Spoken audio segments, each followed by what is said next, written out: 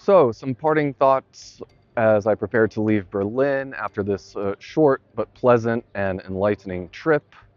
As you can see, I'm in front of the Reichstag and I'm really enjoying this beautiful spring weather here in late May in Berlin. And it's been an absolutely lovely little jaunt up here from France. So, parting thoughts looking ahead. On the 11th and 12th of June, there's the Ukrainian Recovery Conference that's going to be held. And this is a third of these conferences after the first two were held in 2022 and 2023, the first being in Lugano back in 2022. So I saw a note from Tim Ash of Blue Bay Asset Management, who's very outspoken about the seizure of Russian assets, outright seizure. I disagree with him on that, but I have a lot of admiration and respect for him on his engagement regarding Ukraine, Eastern Europe, Russia, and emerging markets in general. So he mentioned some interesting things in a recent note that he sent around today, actually, that this recovery conference is really putting the cart before the horse. And I completely agree with that. That worked okay in the context of the Gulf War with Kuwait, but you can't talk of recovery and reconstruction in Ukraine right now. They're in the middle of the war, which they're currently losing, to be frank. So this conference is going to be about 4 different themes. It's going to be talking about the business dimension of mobilizing the private sector for the reconstruction and growth of Ukraine after the war. So again, this is really putting the cart before the horse. We're acting as though the war is over here. The human dimension, so social recovery and human capital for the future. I can say that Europe is full of Ukrainians, especially Ukrainian women. I say this living in France. My hairdresser, lots of friends and acquaintances around town are from Ukraine. Europe is full of Ukrainians. I'm glad they're here as a French citizen. Terrific. But yeah, my hairdresser, my acquaintances who are from Ukraine do not intend to necessarily return to Ukraine. They've already been in France or in Europe for almost 2 years now or more. For some, they've learned the language, they've built a life for themselves. They're not necessarily intent on going back. So that's a big question mark hanging over this topic of the human dimension for the recovery of Ukraine. Something I absolutely support, of course. But first, there has to be something to go back to.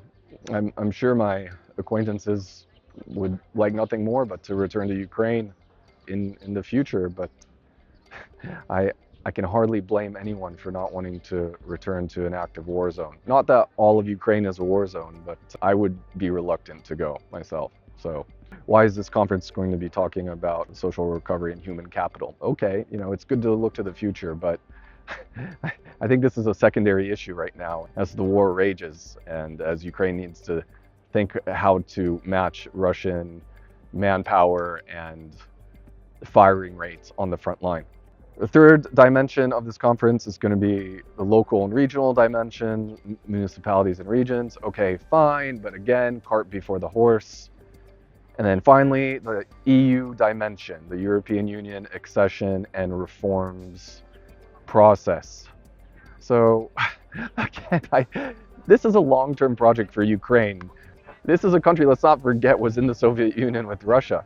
This is a country where months ago, some of the top Russian military personnel were found to be embezzling funds, which is nothing new in Ukraine, but I think we can hardly talk of EU accession with a straight face right now. And so Tim Ash, to his credit, he does provide useful suggestions for the way forward. Something that he's been lobbying for a long time for, apparently, is to build an agency for Ukraine's reconstruction and accession to the European Union.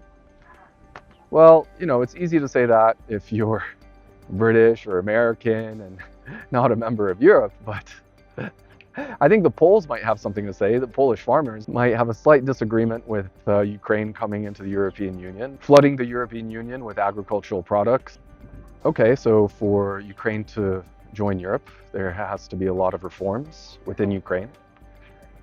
There are ongoing judicial reforms while Poroshenko was president several years ago, but those weren't going too well from what I know. It was an uphill battle to root out judicial corruption. And we see that corruption persists to this day in Ukraine, maybe a bit less, but this seems like more of a long-term process rather than a quick win. So totally agree with Tim Ash that this is putting the cart before the horse. And as far as having this agency for Ukraine's reconstruction and accession to the EU, okay for both, but both of these are long term. At best, the reconstruction piece is medium term. This war isn't going to end anytime soon. I doubt under 3 years. So, but there does need to be some sort of agency to manage the assets, the resources that are being channeled to Ukraine. This hasn't been institutionalized. There needs to be some movement on that front. So that's it from me here in Berlin. Really, okay, great. This upcoming conference on the 11th, 12th of June. I won't be around, but yes to having some sort of agency to manage financial support to Ukraine, but no to premature expectations about recovery, let alone EU accession. Let's not kid ourselves.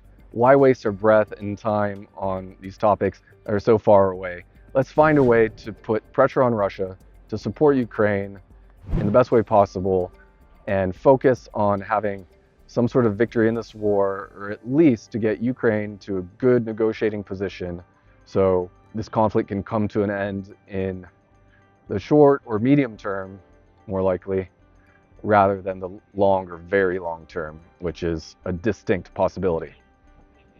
All right, well, choose from Berlin.